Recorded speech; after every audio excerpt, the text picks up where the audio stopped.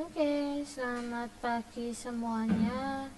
Untuk perkuliahan pada pagi hari ini akan segera saya mulai. Jadi seperti biasa, sebelum saya mulai, monggo silahkan Anda absen terlebih dahulu melalui siakat ya, supaya absen Anda bisa terrecord secara otomatis. Jadi di pagi hari ini kita ada jadwal untuk mata kuliah statistik ya, untuk kelas SKP dan KGP 18.1. Dimana minggu kemarin sudah UTS ya, berarti kita masuk ke materi yang baru lagi.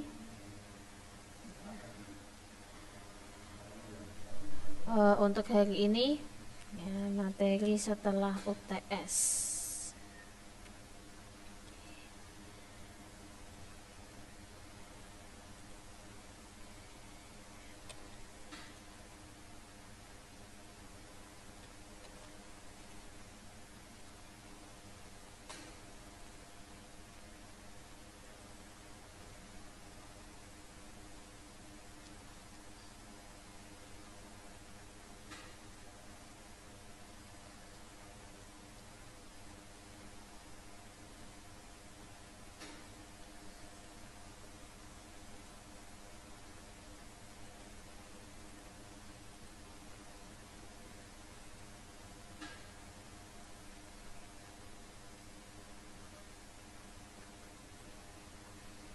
Jadi di pagi hari ini ada kelasnya Mas Atalah Novantino, kemudian Mas Koirul Anam ya, kemudian Mas Ganung Elisa Florencia ya.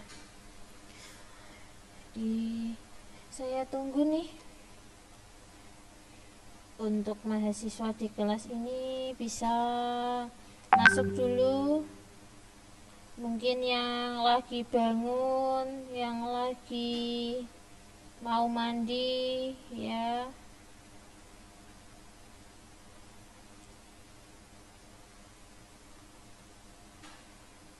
dan lain sebagainya, monggo silahkan dan segera aja untuk absen di siakat.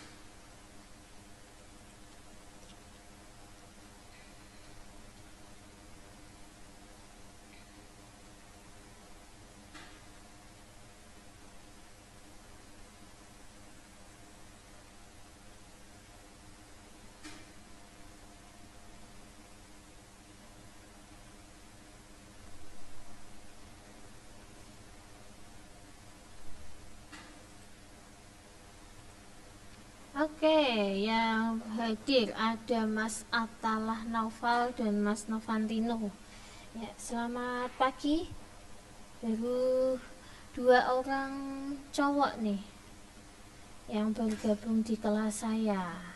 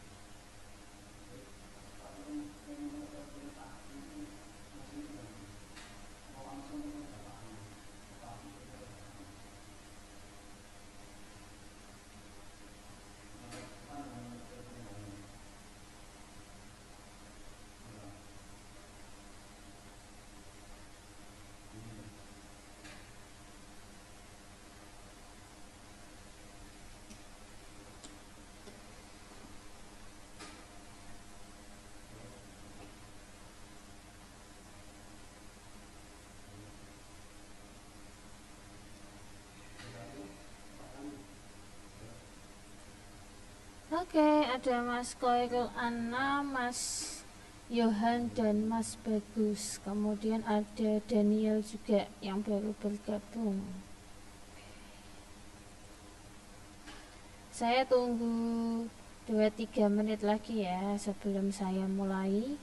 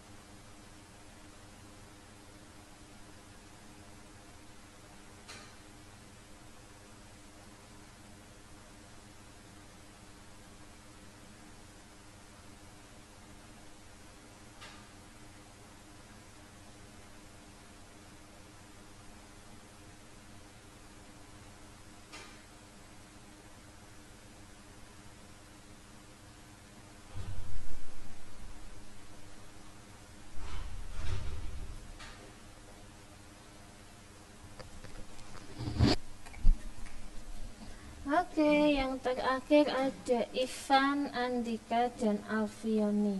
Ya, karena sudah jam 9 kurang 5 menit, saya segera mulai perkuliahan pada pagi hari ini. Jadi pada pagi hari ini kita berada di pertemuan ke-10 ya, karena sudah UTS di minggu kemarin. Ya, saya akan lanjutkan materi pada pagi hari ini. Untuk materi setelah UTS, saya mulai dengan materi pengolahan dan penyajian data.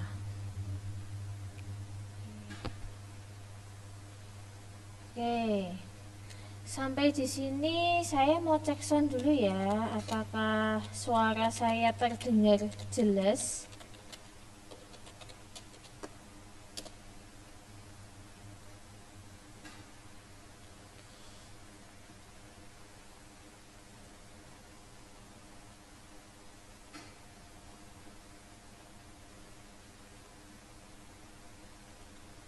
Oke, jelas ya. Kalau jelas saya mulai.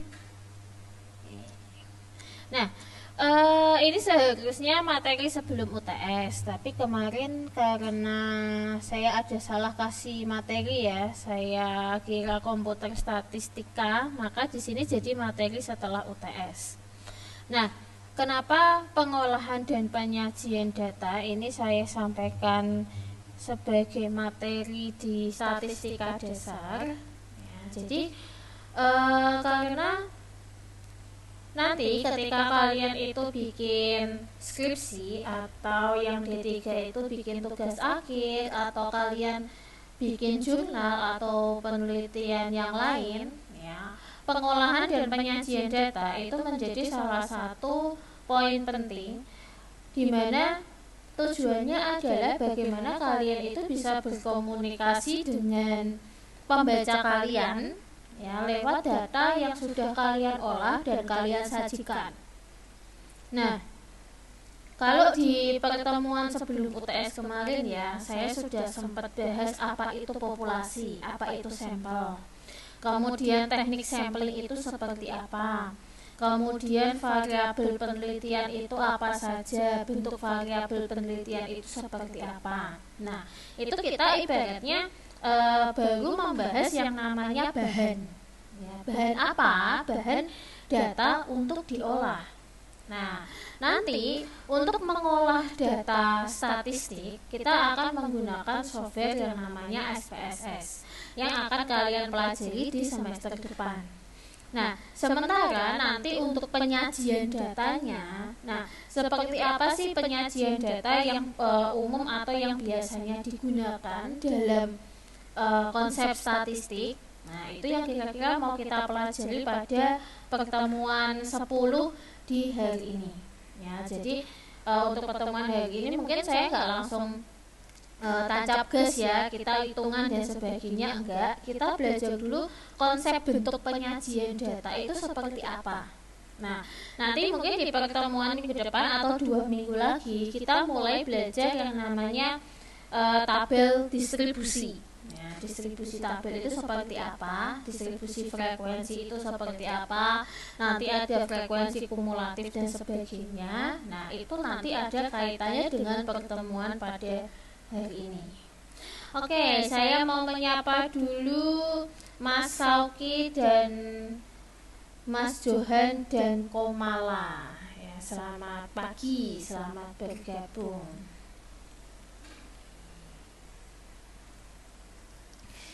Nah, di sini tujuan dari mengolah data itu seperti apa sih? Nah, kalau misalnya dari Anda ada yang bertanya, Bu, saya sudah capek-capek nih ngumpulin data penelitian. Ya, sudah ketemu misalnya. Kenapa sih, Bu, data yang sudah saya dapatkan itu harus diolah lagi?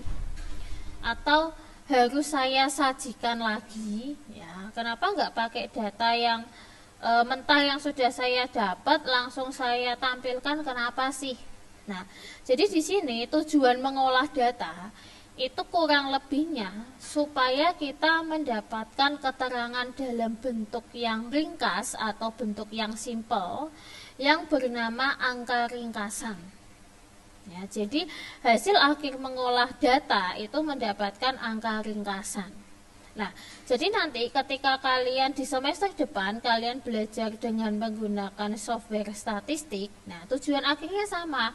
Anda mendapatkan angka-angka ringkasan yang sudah disajikan dalam bentuk tabel atau grafik atau gambar. Nah, dari angka ringkasan tersebut nanti akan kalian ambil kesimpulannya seperti apa. Nah, kemudian kalau ada yang bertanya nih, Bu, angka ringkasan itu kayak apa sih? Ya, kemudian tujuannya itu seperti apa? Bentuk angka ringkasan itu seperti apa? Nah, jadi di sini saya bisa sampaikan secara simpel bahwa angka ringkasan itu adalah data-data kuantitatif hasil pengolahan data.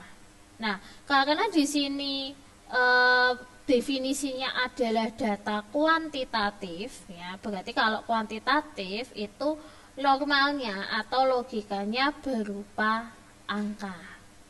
Nah, tapi di sini yang perlu kalian ingat adalah walaupun angka ringkasan itu bentuknya ringkas, ya bentuknya itu simple, ya kalian hanya menyajikan poin-poin penting saja. Tapi di sini yang namanya angka ringkasan itu bisa dibilang manfaatnya kurang, ya karena masih sulit digunakan untuk bahan analisis. Nah, kenapa alasannya? Ya, Bu, sudah saya repot-repot olah, saya jadi angka ringkasan, ya. Kenapa kok masih sulit digunakan sebagai bahan analisis? Nah, saya kasih contoh nih. Misalnya, kalian menggunakan perhitungan mengolah data dengan software statistik. Nah, ya, kemudian keluar nih bentuk tabelnya, grafiknya, dan segala macam. Output dari perhitungan kalian menggunakan software statistik, yaitu hasilnya adalah angka ringkasan. Nah, pertanyaannya, kalau kalian tanya nih misalnya ke saya, kenapa masih sulit dijadikan bahan analisis, Bu, walaupun sudah saya olah menggunakan software statistik? Logikanya adalah tidak semua orang itu bisa menggunakan atau familiar dengan yang namanya software statistik. Nah, kira-kira kalau misalnya nih Anda hanya menyajikan outputnya saja tanpa penjelasan atau tanpa kesimpulan. Nah, kira-kira orang lain itu bisa paham nggak sih apa yang kalian sampaikan? Belum tentu. Nah, makanya di sini nanti walaupun kalian itu di skripsi kalian sudah menampilkan dalam bentuk angka ringkasan atau menyajikan data dalam bentuk yang cantik ya atau yang enak untuk dipandang ya secara visual itu mungkin mudah dipahami, tetap di bagian bawahnya kalian ada penjelasan yang menjelaskan tabel atau grafik yang sebelumnya sudah Anda sajikan. Ya, itu yang perlu kalian ingat. Ya, jadi tujuannya adalah ketika pembimbing atau penguji kalian itu membaca skripsi kalian, entah itu bab 1, bab 2, bab 3 sampai bab 5, ya, lewat skripsi yang kalian tulis tersebut, ya, skripsi itu bisa komunikatif, ya, bisa mewakili apa yang mau kalian sampaikan, mungkin ke pembimbing atau ke penguji atau ke pembaca yang lain. Kira-kira informasi apa sih yang mau kalian sampaikan? Nah, maka dari itu kadang yang menjadi saran saya buat kalimat, kadang nih kalau mahasiswa itu menulis skripsi nggak usah ditutup-tutupi lagi ya. Kadang kalian itu hasil kopas, entah itu kopas dari searching Google atau kopas dari penelitian sebelumnya atau skripsi teman kalian dan sebagainya. Notabene banyak mahasiswa yang melakukan itu dan itu sudah menjadi hal yang umum ya, kopas dan sebagainya. Nah, kadang ya mahasiswa itu entah saking polosnya atau entah saking malesnya buat baca, asal kopas ditempelin nggak dibaca lagi. Nah, itu kadang yang bisa jadi jebakan buat kalian sendiri ketika nanti kalian ketemu pembimbing atau penguji. Nah, kenapa? Ya, yaitu apa yang kalian tulis, apa yang kalian jelaskan itu kadang-kadang kalimatnya itu nggak enak buat dibaca. Ya, antara kalimat A ketemu kalimat B itu nggak nyambung, atau antar paragraf itu langsung ceritanya itu langsung loncat, ya. Ibaratnya kalau kalian itu baca novel atau baca komik atau baca cerita, ya, alur ceritanya tuh nggak jelas. Nah, itu yang perlu saya ingatkan. Jadi nanti ketika kalian itu menulis skripsi, mau kopas kek, mau hasil pemikiran kalian sendiri kek, ya, jangan lupa untuk membaca ulang apa yang kalian tulis. Ya, jadi ibaratkan bahwa kalian itu membaca juga hasil penelitian orang lain. Kalau kalian bacanya enak kan kalian paham, ya. Tapi kalau kalian baca punya orang lain, bahasanya nggak enak, banyak salah tulis, ya, titik koma nggak jelas, tanda baca nggak jelas, kalian paling sih malas untuk membaca. Nah, kurang lebihnya itu sama. Nah, kalau tadi alasan pertama kita lihat dari output, ya, output software statistik yang mungkin kurang familiar buat pembaca yang lain. Nah, kita lihat nih, alasan kedua kenapa angka ringkasan itu manfaatnya masih kurang atau masih belum maksimal. Nah, di sini saya mau menyapa nih, ada Mas Johan Chandra, Mas Alda Alan, Mas Muhammad Syarif, dan Mbak Nadia. Ya, selamat bergabung semua. Nah, kita lihat nih, alasan kedua kenapa angka ringkasan itu kurang berguna. Saya di sini mencoba menampilkan sebuah tabel yang di sini saya ambil dari bertanya ke Mbah Google, ya. Ya, kebetulan Mbah Google-nya juga lagi baik nih memberikan saya jawaban, ya, berupa tabel. Nah, di sini yang mau saya jelaskan seperti apa. Nah, di sini sebenarnya tabel ini menjelaskan atau meringkas data perolehan medali. Kelihatannya ini SEA Games, ya, atau Asian Games nih. Ya, intinya ada pertandingan olahraga. Kemudian disajikan perolehan medali 10 besar, ya. Oh, ini 9 besar peringkat negara yang memperoleh medali terbanyak. Kira-kira nih, kalau saya sajikan ini ke kalian, ya, dan kalian baca, pasti banyak pertanyaan. Contoh, Bu, ini pertandingan SEA Games atau Asian Games tahun berapa, ya? Di sini nggak ada tahunnya, alias tidak ada judulnya. Ya, itu poin yang pertama. Poin yang kedua, ya, Bu, di sini ada simbol GSP. Itu apa sih?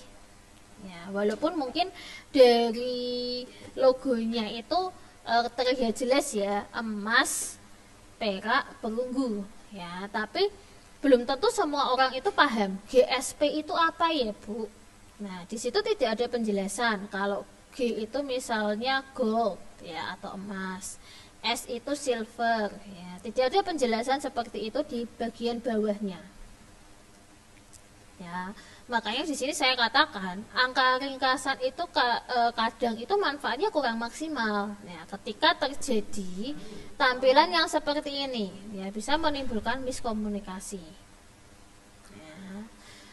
Nah, kemudian nih, misalnya kalau tidak dijelaskan tadi GSP-nya berapa, orang akan bingung. Ini 55, 40, 21 itu apa? Nah, kemudian nih, tidak dijelaskan juga, misalnya negara Cina nih dapat medali emas 55 medali emas. Nah, 55 medali emas itu disumbangkan dari olahraga apa aja? Ya, badminton kah, tenis meja kah, renang, basket atau apa tidak jelas ya. Hanya totalnya cuma 55. Nah, itu yang dinamakan bahwa angka ringkasan itu belum memberikan manfaat yang maksimal karena penjelasan detailnya itu belum ada. Nah, makanya ketika kalian menyajikan seperti ini di skripsi kalian, tetap di bagian bawah kalian menjelaskan secara kalimat. Ya, jelaskan saja secara singkat supaya orang yang membaca itu mudah untuk memahami. Nah, kurang lebihnya seperti ini. Oke, saya sapa lagi Mbak Elisa dan Mas Deni yang baru bergabung. Ya, selamat pagi nih Mas Deni dan Mbak Elisa. Oke, kita lanjut ya. Nah, mengolah data. Nah, kalau ada pertanyaan nih, Bu, apakah mengolah data itu harus menggunakan software statistik? Ya, jawabannya enggak juga. Ya. Atau misalnya ada pertanyaan, Bu, kalau saya pakai data mentah aja terus saya sajikan itu gimana? Nah, jawaban saya adalah bisa-bisa aja sih data mentah kalian itu langsung kalian sajikan. Bisa. Cuman ketika sesuatu bahan itu tidak diolah, ya, tidak dilakukan pengujian ulang ya atau filter dan sebagainya, informasi yang harusnya itu ada dan lebih bermanfaat itu menjadi tidak ada ya karena kalian tidak olah. Ya, ibaratnya nih, kalian di rumah itu punya kopi bubuk, punya gula pasir. Ya, ketika kalian tidak bikin kopi, ya kalian olah menjadi kopi, ya bahan tersebut tidak akan menjadi maksimal. Ya, sama seperti data. Ya, jadi mau tidak mau, sesimpel apapun data kalian, tetap harus kalian olah. Nah, andai kata kalian tidak mengolahnya dengan software statistik, Anda bisa mengolahnya misalnya nih, kalau datanya simpel, Anda sajikan dalam bentuk tabel di Excel, atau Anda melakukan perhitungan dengan kalkulator dan sebagainya, boleh-boleh aja. Ya, kecuali kalau memang data tersebut atau variabel tersebut memang harus ya diolah menggunakan software statistik, baru kalian olah dengan software statistik. Ya, kurang lebihnya seperti itu. Oke, sampai di sini ada pertanyaan atau ada yang kurang jelas, monggo boleh kalian bertanya di kolom live chat, ya nanti akan saya jawab. Sambil saya lanjutkan ya. Nah, 4 tahap pengolahan data. Jadi kalau kemarin itu saya sudah sempat singgung nih, populasi sampel, teknik sampling dan teman-temannya. Nah, ketika kalian mendapatkan data mentah, mau mengolah data, apa sih yang harus kalian persiapkan? Jadi yang pertama,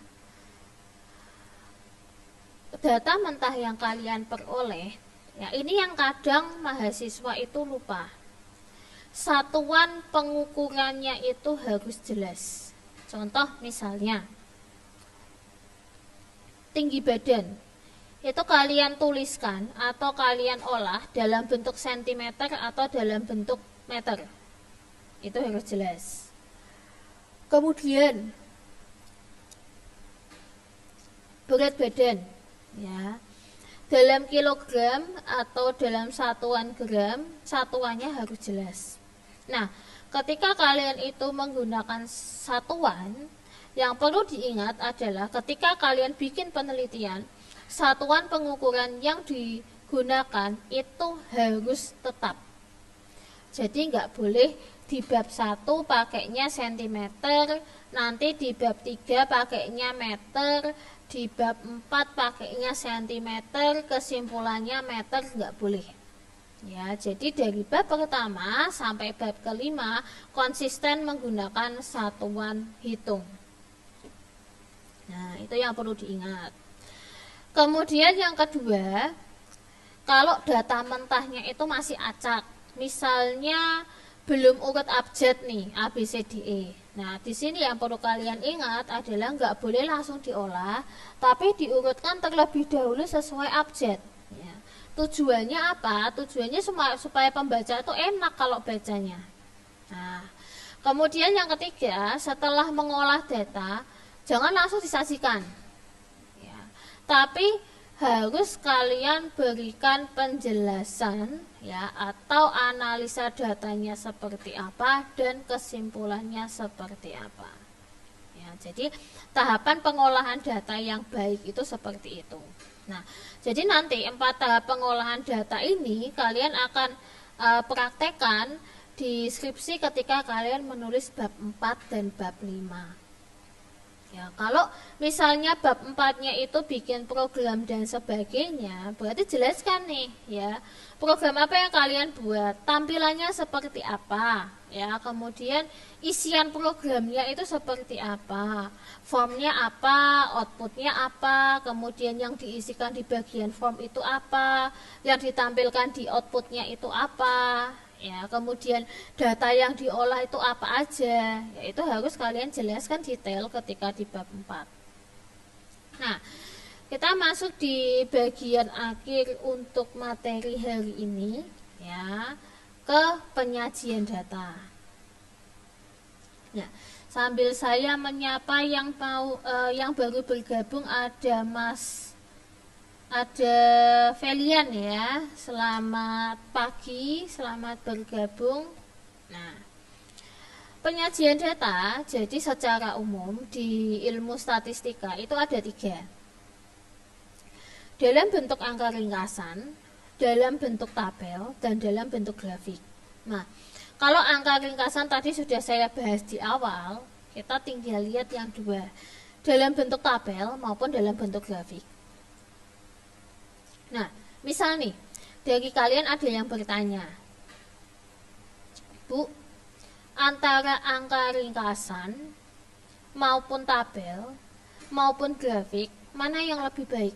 Atau mana yang paling baik? Mana yang seharus saya gunakan ketika saya menulis sebuah penelitian atau skripsi? Nah, jawabannya adalah tidak ada yang paling jelek dan tidak ada yang paling baik.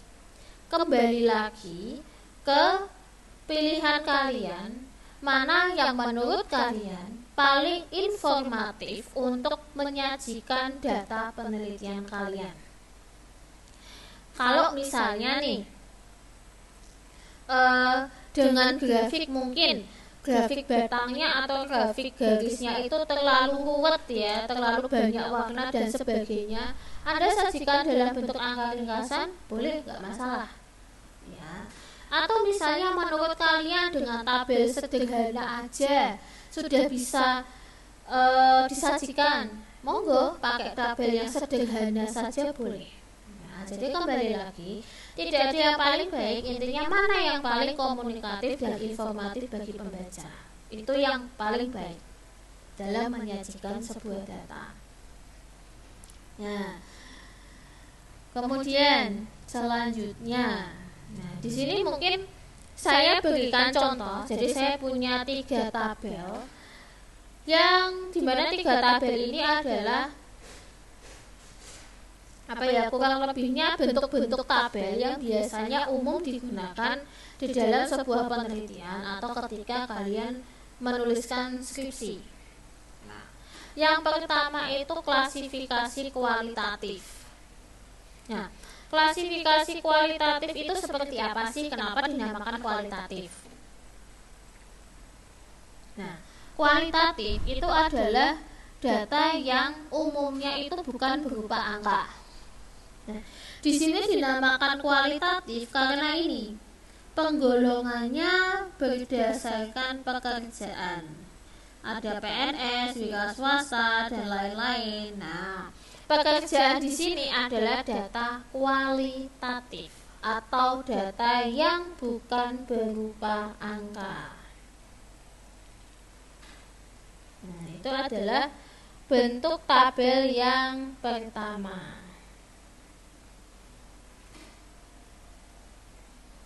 Nah, kalau yang bentuk tabel kedua seperti apa?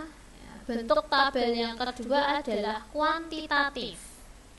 Kenapa di sini digolongkan kuantitatif? Nah, atau biasanya dikenal dengan namanya tabel distribusi frekuensi. Kita lihat nih, penggolongannya adalah berdasarkan usia. 15 sampai 19, 20 sampai 24 dan seterusnya. Nah, di sini yang namanya kuantitatif. Kenapa kuantitatif? Karena dia berupa angka. Nah, kemudian yang ketiga, kombinasi. Nah, kombinasi ini biasanya digunakan ketika kalian itu mau menggabungkan tabel kualitatif dan kuantitatif jadi satu. Ya, supaya dalam satu tabel itu bisa memuat informasi yang lengkap dan jauh lebih banyak. Nah, kenapa di sini digolongkan sebagai kombinasi? Kita lihat nih. Yang pertama, kalau berdasarkan usia 0 sampai 12 bulan dan seterusnya, ini berarti berdasarkan kuantitatif. Ya, tapi kita lihat sebelahnya. Setelah digolongkan dalam usia, dia digolongkan dalam jenis kelamin. Mana yang laki-laki, mana yang perempuan. Ini yang dinamakan kualitatif. Ya, berarti di sini gabungan antara kuantitatif dan kualitatif. Kemudian disertakan jumlah dan dalam bentuk persennya. Ini yang namanya klasifikasi kombinasi. Oke, materi dari saya sekian untuk hari ini. Ya, apakah ada pertanyaan atau komentar sebelum saya akhiri? Ya, sembari saya mengecek absen Anda di Siakat nih.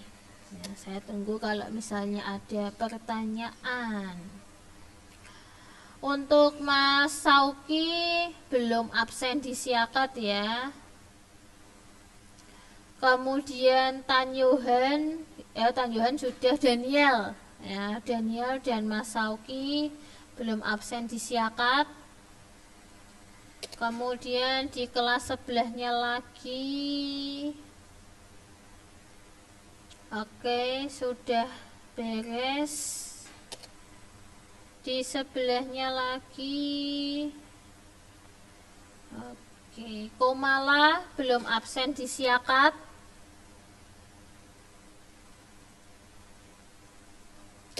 Kemudian di sebelahnya lagi,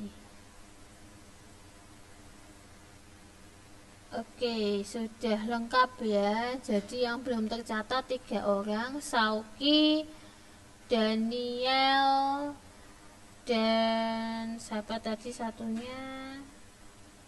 Komala ya. Oke, tolong dicek lagi untuk absennya.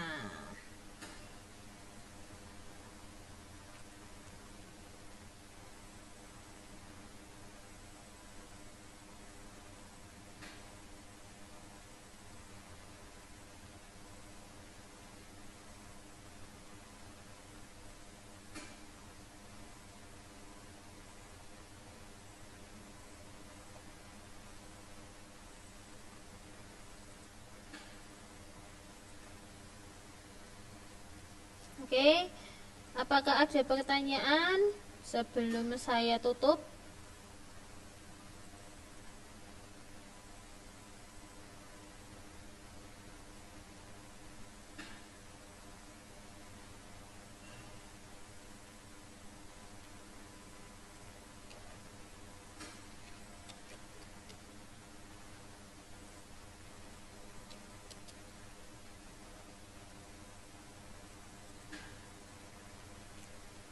Oke, kalau misalnya tidak ada pertanyaan, saya lanjutkan materi untuk mata kuliah statistika dasar di minggu depan, masih di hari dan jam yang sama. Terima kasih sudah hadir di perkuliahan saya pada pagi hari ini. Jangan lupa yang tadi namanya saya sebut, ya, silahkan dicek lagi absennya di Siakat.